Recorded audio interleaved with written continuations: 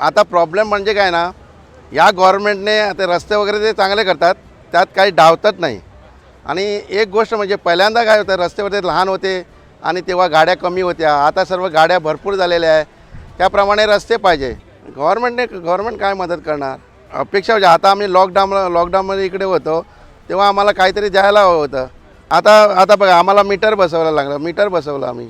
पण ज्या लॉकडाऊनमध्ये आम्हाला इतका त्रास झाला, तर भरपूर त्रास झाला. गव्हर्नमेंटने काय केलं, आम्हाला तर फ्री दिलं पाहिजे होतं. आमच्या अपेक्षेप्रमाणे त्यानं फ्री दिलं पाहिजे होतं, पण त्याने ते काम नाही केलं. आता काय ना, इकडे गोवा आहे. आता चेंज होणार की नाही हे गोव्याच्या माणसावरती आहे. मतदान असतं ना, ते आपल्यावरती असतं. आता मी उगाच बोललो बाबा ते चेंज केलं हे केलं, ते होऊ शकत नाही ना. आता काय ना, दिल्लीवाले म्हटलं तर आता काय होतं, आता केजरीवाल आहे, माणूस चांगला आहे. तिकडे भरपूर त्याने नळ दिला आहे, आणखी काय केलं आहे, भरपूर त्याने केलेलं आहे. चांगला माणूस आला तर चांगला माणसाला सपोर्ट द्यायलाच पाहिजे. नाही काय, आता लोकांना काय ना, इलेक्ट्रिसिटी फ्री दिली आणि जर पाण्याचं जर त्यांचे हे काढलं तर चांगलंच होणार ना. ऑटोमॅटिक त्याच्याकडे जाणार. समजा आमच्या गोवा, आता हा आमचा इकडे गोवाचा BJP सरकार आहे, त्याने केलं तर लोक काय करणार, हां चल तो करतो, असं आहे ते.